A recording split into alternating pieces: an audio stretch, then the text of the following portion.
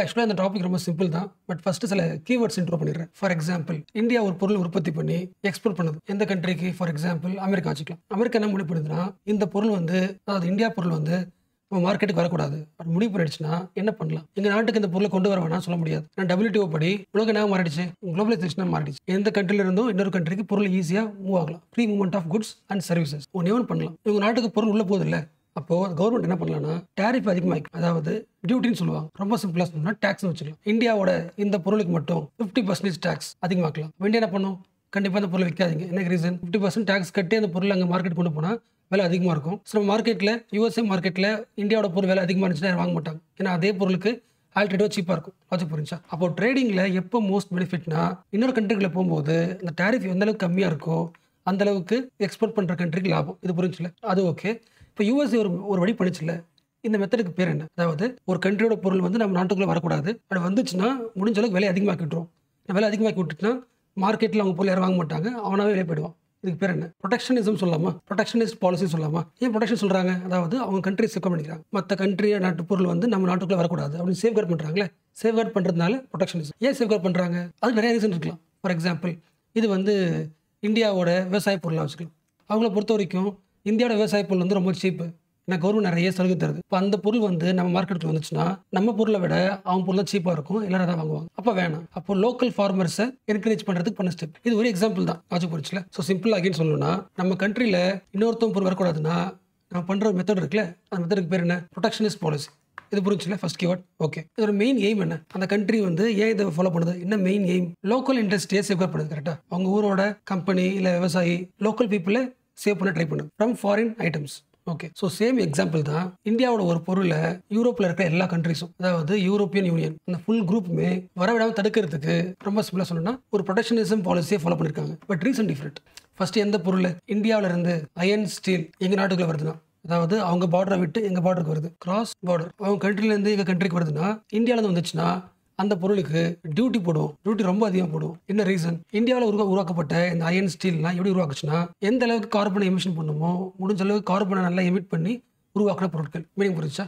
இந்தியாவில் ப்ரொடியூஸ் பண்ண மெத்தட் வந்து சஸ்டைனபிளா இல்லை. கிளைமேட் சேஞ்ச் அதிகமாக்குற மாதிரி இருக்கு. அதிகமாக கார்பனை எமிட் பண்ணி இதை உருவாக்கிருக்கு. ஸோ இந்த பொருள் வாங்க மாட்டோம். அப்படியே ஒரு வேலை வாங்கணும்னா வழக்கமாக நீங்கள் என்ன காஸ்ட்ல விற்கிறீங்களோ அதை விட எக்ஸ்ட்ரா டியூட்டி போடுவோம். இந்த டியூட்டிக்கு பேர் என்ன? Cross border adjustment mechanism. ஒரு பொருள் வந்து வேற ஒரு கண்ட்ரில இருந்து இன்னொரு கண்ட்ரிக்கு கிராஸ் பார்டர் ஆகுது. பட் அந்த பொருளை உருவாக்குனது வந்து கார்பன் எமிஷனை கண்ட்ரோல் பண்ணல. அதிகமான கார்பனை எமிட் பண்ணி இயற்கை எக்ஸ்ப்ளாய்ட் பண்ணி உருவாக்கப்பட்டது. அப்போ அதுக்கு அட்ஜஸ்ட் பண்ணி நான் என்ன பண்ண போறோம்?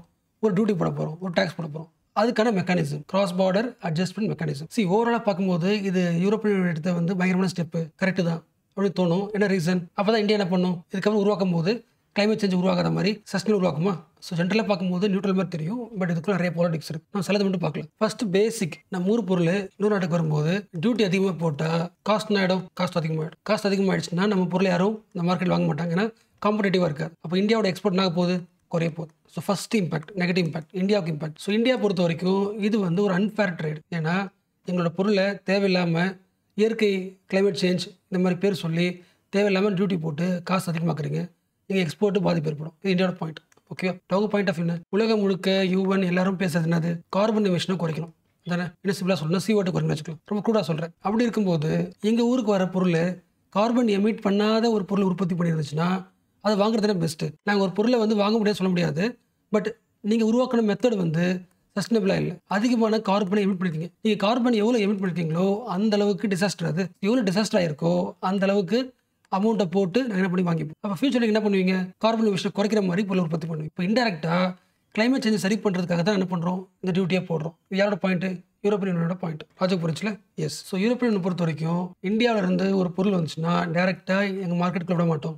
ஃபர்ஸ்ட்டு அந்த பொருள் உற்பத்தி பண்ணாங்களே அந்த ப்ரைஸ் டேக் இருக்குல்ல, அந்த டேக்லேயே என்ன போட்டிருக்கணும்? எமிஷன் டேக் போட்டிருக்கணும். எமிஷன் என்ன பண்ணி புரிஞ்சா? இப்போ நான் இந்த வீடியோ போடும்போது இப்போ லேப்டாப்புக்கு வந்து 100% எலக்ட்ரிசிட்டி தேவையா? இந்த எலக்ட்ரிசிட்டி எப்படி உருவாகுது? கோல்லேருந்து உருவாகுது. அப்போ நானும் இந்த கிளாஸ் போட்டு இருக்கும்போது இன்டெரக்டாக கார்பனை எமிட் பண்ணிட்டு இருக்கேன். கார்பனை எமிட் பண்ணி தான் அந்த கிளாஸ் வருது. இது வந்து சஸ்டைனபிள் ப்ரொடக்ஷன் கிடையாது. ஸோ நான் சர்வீஸை ப்ரொடியூஸ் பண்ணும்போது கூட இன்டெரக்டாக எலக்ட்ரிசிட்டின்ற ஒரு காம்பனன்ட் வழியாக கோலை எமிட் பண்ணுறேன். கரெக்டாக? பட் எவ்வளோ எமிட் பண்ணுறேன் எனக்கு தெரியாது. பட் நான் யூஸ் பண்ணும்போது அகைன் நாளைக்கு ஒரு 100% சார்ஜ் போகிறேன்னா அவங்க யூனிட் எலக்ட்ரிசிட்டி யூஸ் பண்ணும்போது அதை ப்ரொடியூஸ் பண்ணுறதுக்கு எவ்வளோ ஹீட் பண்ணாங்களோ அதுலேருந்து கார்பன் எமிட் இருக்கும்ல, அந்த வேல்யூ தானே. ஸோ ஒரு பொருளை உற்பத்தி பண்ணும்போது அதுக்கு நீங்கள் எவ்வளோ கார்பன் எமிட் பண்ணீங்க அந்த மெக்கானிசம் ரெடி பண்ணிவிட்டு அந்த ப்ரைஸ் டேக் கூடவே எமிஷன் டேக்கையும் போடுது. ஸோ எமிஷனை என்ன பண்ணுங்கன்னா டிஸ்க்ளோஸ் பண்ணுங்க. எவ்வளோ அதிகமாக ப்ரொடியூஸ் பண்ணியிருக்கீங்க, எவ்வளோ கார்பனை எமிட் பண்ணியிருக்கீங்கன்னு அப்படி சொல்லுங்கள். Disclose the emission. அண்ட் இந்த பொருளை உருவாக்குறதுக்கு கார்பன் எமிட்டே பண்ணல, இல்லை பாதி தான் யூஸ் பண்ணணும், இல்லை ரினியூவல் எனர்ஜி வழியாக இது உருவாக்கணும் அப்படின்னு சர்டிஃபிகேட் வாங்குங்க. சர்டிஃபிகேட் வாங்கிட்டீங்கன்னா நீ என்ன பண்ணலாம், ஃப்ரீயாகவே உங்கள் பொருளை வந்து யூரோப்பியன் யூனியனில் விட்டுரும். டேக்ஸ் கிடையாது. இதுக்கு பேர் என்னது, cross border adjusting mechanism. So ஜென்ரலாக பார்க்கும்போது இது கிளைமேட் சேஞ்சுக்கு சொல்கிற தெரியும். பட் இந்தியாவுக்கு பலத்தடி. என்ன ரீசன்? ஒரு பொருளை வந்து சஸ்டைனபிளாக ப்ரொடியூஸ் பண்ணுறது ரொம்ப ஈஸி. ஓகேவா? அதுக்கு என்ன தேவை? டெக்னாலஜி தேவை. மீனிங் புரிச்சா? இப்போ இந்த சிச்சுவேஷன் வச்சுக்கலாம். இப்போ நம்ம வீட்டில் இருக்கிற சிச்சுவேஷன் படி இப்போ நாளைக்கு வந்து நம்ம பிளான் பண்ணுறோம், நம்ம வீட்டில் எலக்ட்ரிசிட்டி வருது, அது வேணாம், சோலார் எலக்ட்ரிசிட்டி போகலான்னு பிளான் பண்ணால் நம்ம ஒருத்தவங்க வீட்டுக்கு அதை மாற்றுறதுக்கு காசு ஆகும். மினிமம் 1 lakh ஆகுமா? நம்ம மாதம் கட்டுற யூனிட் இருக்குல்ல, நம்ம 2 மாதத்துக்கு பில் கட்டுறோம்ல, அதை பே பண்ணுறது ஈஸியா இல்லை 1 lakh இன்வெஸ்ட் பண்ணுறதுக்கு ஈஸியா? அப்போது என்ன விஷயம்னா, எல்லாருக்குமே சஸ்டைனபிளாக மாறதுக்கு ஆசை இருக்குது. பட் அந்த இன்வெஸ்ட்மெண்ட் இருக்குல்ல, இந்த நியூ டெக்னாலஜி, ரினியூவல் டெக்னாலஜி, அதை இன்வெஸ்ட் பண்ணுற அளவுக்கு டெவலப்பிங் கண்ட்ரீஸில் காசு இருக்காது. யூரோப்பியன் யூனியன் யார்? Developed country. ஆல்ரெடி டெவலப் ஆகிட்டான். அவன் கண்ட்ரிக்கு தேவையான எல்லா விஷயத்தையும் ப்ரொடியூஸ் பண்ணி இன்ஃப்ராஸ்ட்ரக்சர் பேசிக் எல்லாமே ரெடி பண்ணிட்டு அப்புறம் இப்போ என்ன பண்ணிட்டான், எல்லா மெக்கானிசத்தையும் எல்லா டெக்னாலஜியும் ரினியூவலுக்கு ஆல்டர்னேட்டிவ் மாற்றிட்டான். இப்போ அவனுக்கு ஒரு லாங் ஹிஸ்ட்ரி இருக்குது. டெவலப்பிங்காக இருந்து டெவலப்டாக மாறி அவனோட டெக்னாலஜியை அட்வான்ஸ்டாக ரினியூவலாக மாற்றின அளவுக்கு, சஸ்டைனபிளாக மாற்றின அளவுக்கு ஒரு லாங் ஹிஸ்ட்ரி இருக்குது. பட் இந்தியா இப்போ தான் என்ன ஆகிட்டு இருக்கு, டெவலப் ஆகிட்டு இருக்கும்போது மண்ணில் என்ன கிடைக்குதோ, எது ஈஸியாக உருவாக்க முடியுமோ, எது சீப்பாக உருவாக்க முடியுமோ அதை பயன்படுத்தி தான் எலக்ட்ரிசிட்டி உருவாக்க முடியும், ப்ரொடக்ஷன் பண்ண முடியும். அப்படி எப்பெல்லாம் நம்ம சீப்பாக ப்ரொடியூஸ் பண்ண ட்ரை பண்ணுறோமோ அப்புறம் ஆட்டோமேட்டிக் ஆகும், கோல் வந்து எமிட் ஆக தான் செய்யும். கரெக்டாக? இது ஜென்ரலாக பேசுகிற பாயிண்ட். இந்த பாயிண்ட்லாம் பேச முடியாது இதில்.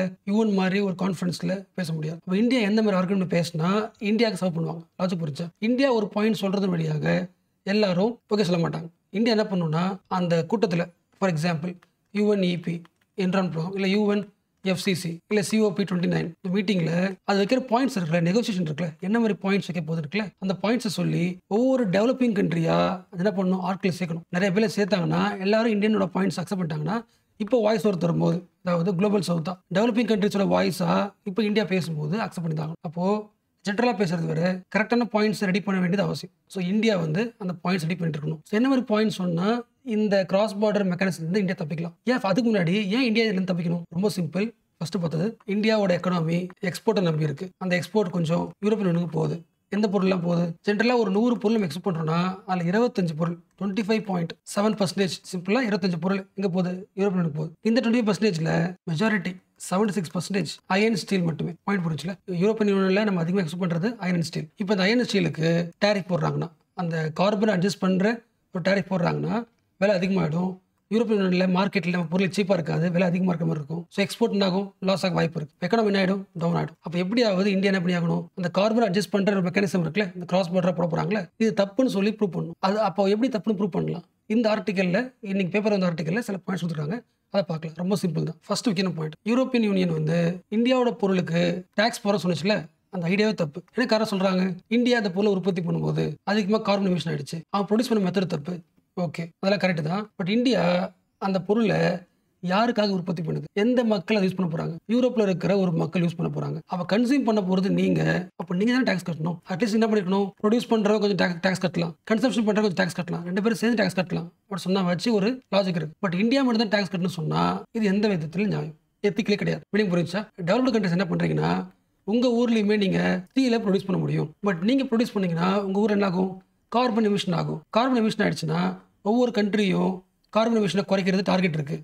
இது UNFCCC COP மீட்டிங்கில். அப்போது நீங்கள் வேணும்னே எதெல்லாம் அதிகமாக கார்பன் எமிட் ஆகுமோ அந்த பொருளை நீங்கள் ப்ரொடியூஸ் பண்ணாமல் வேற ஒரு கண்ட்ரி என்ன பண்ணிடுறீங்க? இம்போர்ட் பண்ணிக்கிறீங்க. அப்போ இந்தியா என்ன பண்ணுது? உங்களுக்கு அயன் ஸ்டீலை ப்ரொடியூஸ் பண்ணி கொடுக்கும்போது நாங்கள் என்ன பண்ணுறோம்? கார்பன் எமிஷன் பண்ணிடுறோம். அதுக்கு இப்படி என்ன பண்ணுறீங்க? டேக்ஸ் போடுறோம். உங்களுக்கு தேவையான பொருளை நாங்கள் உற்பத்தி பண்ணி எங்கள் இயற்கை எக்ஸ்பெக்ட் பண்ணி கொடுக்குறோம், கஷ்டப்பட்டு கொடுக்குறோம். அதுவே பெரிய கான்ட்ரிபியூஷன் தான். இப்போ அதிகமாக டேக்ஸ் போட்டிங்கன்னா நாங்கள் ப்ரொடியூஸ் பண்ணுறோம். அப்போ கார்பன் எவ்வளோ ப்ரொடியூஸ் பண்ணுறோமோ அந்த அளவுக்கு அட்ஜஸ்ட் பண்ணி ஒரு மெக்கானிசம் ரெடி பண்ணி காஸ்ட் போடுறதுலாம் கரெக்டு தான். ஆனால் யார் மேலே காஸ்ட் போடணும்? யூரோப்பியன் மேலே தான் போடணும். அதாவது கன்சம்ஷன் பேஸ்டு போடுங்க, ப்ரொடக்ஷன் பேஸ்டு டேக்ஸ் போட வேணாம். அதாவது production based carbon adjust mechanism வேணாம், கன்சம்ஷன் பேஸ்டு போடுங்க. அப்படி இல்லையா ப்ரொடக்ஷனும் போட போறீங்களா, கன்சம்ஷன் போட போறீங்களா? ஃபார் எக்ஸாம்பிள் ஒரு 100 ரூபாய் எக்ஸ்ட்ரா டேக்ஸ் போட போறீங்களா? அதில் பாதிக்கு பாதி அப்படி சொல்லக்கூடாது. என்ன ரீசன்? கிளைமேட் சேஞ்ச் இப்போ மாறி இருக்குதுன்னு எல்லாம் பண்ணுறீங்க. இதுக்கு யார் காரணம்? டெவலப்டு கண்ட்ரீஸ், நீங்கள் தான் காரணம். லாஸ்ட் 100 வருஷமா இயற்கை அழிச்சது நீங்கள். அழிச்சது மட்டும் இல்லாமல் இப்போ தான் நாங்கள் ஒரு பொருளை ப்ரொடியூஸ் பண்ணுறோம், டேக்ஸ் வேறு போட்டீங்கன்னா. ஸோ அழிச்சது நீங்கள். இப்போ நீங்கள் தான் பொருள் வாங்க போகிறீங்க, நாங்கள் இப்போ தான் டெவலப் ஆகி ஒரு பொருளை உற்பத்தி பண்ண போகிறோம்னா டேக்ஸ் போடுறது எத்திக்கலாவே தப்பு. அது ₹100 பிரித்து டேக்ஸ் கட்டணும்னா டெவலப்பிங் கண்ட்ரிஸ் கம்மி காசு, டெவலப்டு கண்ட்ரிஸ் தான் அதிகமான காசு கட்டணும். அப்படி உல்ட்டா ஆயிடுச்சுல. மீனிங் புரிஞ்சா? இந்தியா ஒரு பொருள் உற்பத்தி பண்ணா அதுக்கு டேக்ஸ் போடுவோம்னு சொன்ன ஒரு ஐடியா இப்போ என்ன மாறிடுச்சு? கன்சம்ஷன் பண்ண போகிறது நீங்கள் தான். அப்போ நீங்களும் டேக்ஸ் பே பண்ணணும். 2 பேர் யார் அதிகமாக டேக்ஸ் பண்ணணும்? இந்தியாவை விட யூரோப்பியன் யூனியன் தான் அதிகமாக டேக்ஸ் பே பண்ணணும். என்ன ரீசன்? அவன் லாஸ்ட் 100 இயர்ஸாகவே கிளைமேட் சேஞ்சை உருவாக்கிட்டான். அப்போ இந்தியாவில் ஒரு பர்சன் வந்து கார்பன் எமிட் பண்ணுறதை விட யூரோப்பியன் யூனியனில் ஒரு சிங்கிள் பீப்புள், அதை பெர் கேபிட்டா சொல்லுவாங்களே, பெர் கேபிட்டா கார்பன் எமிட் சொல்லுவாங்களே, அது வந்து உங்கள் ஊரில் தான் அதிகம். அதுக்கேற்ற மாதிரி பார்த்தீங்கன்னா அந்த டியூட்டியில் அதிகமாக போட வேண்டியது உங்கள் மேலே தான். இந்த பாயிண்ட்டை வைக்கலாம். ஸோ CABM, அதாவது கார்பன் பார்டர் அட்ஜஸ்ட்மெண்ட் மெக்கானிசம். ஆக்சுவலாக கிராஸ் சொல்லிட்டேன் நான் ஃபஸ்ட்டு. வெரி சாரி, கிராஸ் கிடையாது, கார்பன். அது பேசிக்ஸ் தான் உங்களுக்கு தெரியும். அதாவது ஒரு கண்ட்ரிலிருந்து இன்னொரு கண்ட்ரி ஒரு பொருள் வருதுன்னா, பார்டரை வந்து கிராஸ் பண்ண போதுன்னா, அந்த பொருளை உற்பத்தி பண்ணதுக்கு அதிகமான கார்பன் ப்ரொடியூஸ் பண்ணியிருந்தாங்கன்னா அதுக்கு ஏற்ற மாதிரி அட்ஜஸ்ட் பண்ணி காசை வந்து டியூட்டி போடணும். Mechanism carbon border adjustment mechanism. Cross border சொல்லிட்டுனா வெரி சாரி, அந்த மெக்கானிசம் சொன்ன கார்பனை விட்டு பட் எல்லாம் ஒன்று தான். ஓகே, உங்களுக்கு புரிஞ்சிருக்கும். So one more time summarise பண்ணலாமா? எஸ், இப்போ சில கீவேர்ட்ஸ்லாம் பார்க்கலாம். சமரைஸ் பண்ணியாச்சு. பட் அகைன் இந்தியாவோட ஆர்குமெண்ட்ஸ் என்ன, எந்தெந்த கீவேர்ட்ஸ் எக்ஸாம் எழுதலாம், அதெல்லாம் பார்க்கலாம். So what is the main aim of European Union? India எந்த பொருள் உற்பத்தி பண்ணாலும் அதில் ப்ரைஸ் டேக் போடுற மாதிரி இன்னொரு விஷயத்தையும் அக்கௌண்டிங் பண்ணணும். எது அக்கௌண்டிங் பண்ணணும்? கார்பன் எமிஷனையும் அக்கௌண்டிங் பண்ணணும், கால்குலேட் பண்ணி போடணும். அதுக்கேற்ற மாதிரி என்ன பண்ணுவோம்? டியூட்டி போடும். இந்த மெக்கானிசத்துக்கு பேர் என்ன? யார் ப்ரொடியூஸ் பண்றாங்களோ அவன் தான் கார்பன் எமிஷன் எவ்வளோன்னு சொல்லணும், அவன் மேலே டியூட்டி போடுறாங்களா? ப்ரொடக்ஷன் பேஸ்ட் அக்கௌண்டிங் சிஸ்டம் இதுக்கு பேர். இந்தியா பொறுத்த வரைக்கும் இது வேலைக்கு ஆகாது. ப்ரொடக்ஷன்றது விஷயமே கிடையாது, நான் இப்போ ஸ்டாப் பண்ணுறோம். பட் கன்சியூம் பண்ணுறது யாரு? கன்சியூம் பண்ணுறது உங்கள் மக்கள் தான். உங்களுக்கு தான் தேவை இருக்குது, உங்களுக்காக தான் நாங்கள் உழைக்கிறோம். அப்போ கன்சியூமர்ஸ்க்கு தான் இந்த கிளைமேட் சேஞ்சை அதிகமாக்குறதுக்கு ரெஸ்பான்சிபிலிட்டி இருக்குது. கடைசி 100 வருஷமா இந்த உலகத்தை அழிச்சது யாரு? Developed countries. அவன் தான் கன்சியூம் பண்ணணும். அப்போ கன்சியூமர்ஸை பனிஷ் பண்ணாதான் குறையும். அப்போ கண்டிப்பாக கார்பன் எமிஷனை கால்குலேட் பண்ணணும், அக்கௌண்டிங் பண்ணணும். எப்படி அக்கௌண்டிங் பண்ணணும்? கன்சம்ஷன் பேஸ்ட் அக்கௌண்டிங் சிஸ்டம் உருவாக்கணும். இந்தியாவோட பாயிண்ட். ஒருவேளை நீங்கள் அக்செப்ட் பண்ணிக்கலாம், கன்சம்ஷன் பேஸ்ட் அக்செப்ட் பண்ணிக்கலாம், ப்ரொடக்ஷனும் வேணாம், கன்சம்ஷன் வேணாம். இன்னொன்று சொல்லலாம், ஈக்விட்டி பேஸ்ட் வச்சுக்கலாம். ஈக்விட்டி பேஸ்ட் அக்கௌண்டிங் சிஸ்டம், அதாவது 2 பேரும் கட்டலாம். ஒரு பொருள் உற்பத்தி பண்ணுறோன்னா கன்சியூம் நீ பண்ணுற, ப்ரொடக்ஷன் நான் பண்ணுறேன். 2 பேரும் அந்த கார்பன் எமிட் பண்ணதுக்கு ஒரு டியூட்டியை பிரித்து கட்டலாம். அந்த பிரிக்கிறது ஈக்குவலாக இருக்க முடியாது. இவன் ₹50, இவன் ₹50 இருக்க முடியாது. என்ன ரீசன்? UNFCCயோட மெயின் கோர் தீமே என்னது? Differential responsibility, differential treatment. அதாவது இந்த கிளைமேட் சேஞ்சில் பாதிப்பு வந்து எல்லாருக்கும் ஒரே கிடையாது. டெவலப்டு கண்ட்ரிக்கு பாதிப்பு கம்மி, டெவலப்பிங் கண்ட்ரிக்கு பாதிப்பு அதிகம், ரூரல் கண்ட்ரிஸ் ரொம்ப ரொம்ப அதிகம். அண்ட் இந்த உலகத்தை வந்து அதிகமாக ஹீட் ஆக்குறது யாருன்னா டெவலப்டு கண்ட்ரிஸ். அப்போ அவன் தான் என்ன பண்ணணும்? அதிக ஃபண்டு தரும். அப்போ ஒரு ஃபண்டு தர போகிறோன்னு முடிவு பண்ணியாச்சு, ஒரு காஸ்ட் ஷேர் பண்ண போகிறோம்னா அந்த காஸ்ட் அதிகமாக தர வேண்டியது யார்? Developed countries. Differential treatment. Developing கண்ட்ரிக்கிட்டையும் அதே காசு கேட்காதீங்க, கம்மியாக கேளுங்க. பட் யூரோப்பியன் என்ன பண்ணுதுன்னா டெவலப்பிங் கண்ட்ரிஸ் எல்லாருக்கிட்டையும் ஒரே மாதிரி அதிகமாக காசு கேட்குது. அப்போ UNFCCயோட டிஃபரன்ஷியல் ட்ரீட்மெண்ட்டே அதை ஃபாலோ பண்ணல. அப்போது carbon border adjustment mechanism is against the UNFCC அப்படின்னு டிரைவ் பண்ணியாச்சு. ஒருவேளை உங்களுக்கு இந்தியாவோட குட்ஸ் வர்றது ப்ராப்ளம் இல்லை, கார்பன் எமிஷன் மட்டும் தான் ப்ராப்ளம், அதை உண்மையாகவே சின்சியராக நீங்கள் வந்து சரி பண்ண ஆசைப்படுறீங்கன்னா இந்த காஸ்ட்லாம் போடுறீங்களே டேரிஃப், அதெல்லாம் தேவையில்லை. உங்கள் ஊரில் நீங்கள் ஒரு பொருள் உற்பத்தி பண்ணுறதுக்கு டெக்னாலஜி பயன்படுத்துறீங்களே, high level technology, sustainable technology, அந்த டெக்னாலஜி ட்ரான்ஸ்ஃபர் பண்ணுது. அந்த டெக்னாலஜிலாம் வாங்குறது ரொம்ப கஷ்டம் டெவலப்பிங் கண்ட்ரிஸ். ஏன்னா இப்போ தான் ஆகுது, டெவலப் ஆகிட்டு இருக்கு. அப்போ டெக்னாலஜிக்கல் ட்ரான்ஸ்ஃபர் நீங்கள் ஆட்டோமேட்டிக்காக பண்ணிங்கன்னா நாங்கள் என்ன பண்ண போகிறோம்? அதை யூஸ் பண்ணி சஸ்டைனபிளாக ப்ரொடக்ஷன் பண்ண போகிறோம். ஸோ ஃபைனலி நான் வைக்கிற பாயிண்ட் என்னன்னா, equity paste accounting is best. 2 பேருமே கட்டலாம், ஓகே தான். 2 பேரும் கட்டணும்னா ஒரு ₹100 இருக்குன்னா இந்தியாவில் கட்டணும், டெவலப்டு கண்ட்ரி மாதிரி யூரோப்பியன் கட்டணும். அதுக்கு சில ஃபார்முலா. ஃபஸ்ட்டு முக்கியமான ஃபார்முலா பெர் கேபிட்டா GDP பாருங்க. மீனிங் புரிஞ்சா? சரி, ஒரு ₹100 கட்டணும், ஒரு ₹1000 வச்சுக்கலாம். ஒரு ₹1000 கட்டணும்னா ₹1000 கட்டுற அளவுக்கு நம்ம இண்டிவிஜுவல்கிட்ட காசு இருக்கணும்ல, கரெக்டாக? காசு இல்லைன்னா அப்படி ஒரு பில்லு போடும்போது அந்த பில்லை பாதியாக உடைக்கும் போது அந்த கண்ட்ரியோட பெர் கேபிட்டா GDP பாருங்க, கம்மியாக இருக்கா? பர்சன்டேஜ் கம்மியாக்குங்க. இன்னொன்று முக்கியமானது, இந்த ஒரு பொருளை உற்பத்தி பண்ணுறதுக்கு நமக்கு வந்து ஒரு 100 டன் கார்பன் எமிஷன் வச்சுக்கலாம். அந்த 100 டன்னை இந்தியாவோட பாப்புலேஷன் டிவைட் பண்ணால் ஒவ்வொரு இண்டிவிஜுவலும் எமிட் பண்ண எப்படி இருக்கும்?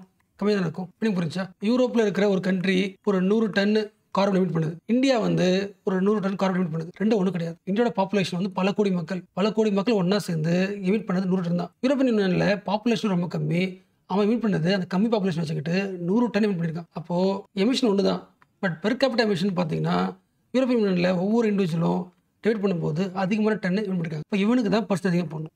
ஈக்விட்டி பேஸ்ட் அக்கௌண்டிங் போடும்போது கூட ஈக்குவல் கிடையாது. பேர் பெர் கேபிட்டா இன்கம் பாருங்க, பெர் கேபிட்டா எமிஷன் பாருங்க, அதை பொறுத்து பிரிங்க. இது ரெண்டத்தை விட மூணாவது முக்கியமானது ஹிஸ்டாரிக்கல் கான்ட்ரிபியூஷன் பாருங்க. கடைசி ஒரு 100 வருஷத்தை பார்த்தீங்கன்னா இந்தியன் எக்கானமி பெருசாக இண்டஸ்ட்ரி எதுவுமே கிடையாது. அப்போ ஹிஸ்டாரிக்கலாக கிளைமேட் சேஞ்சை மாற்றினது கான்ட்ரிபியூஷனில் இந்தியா வராது.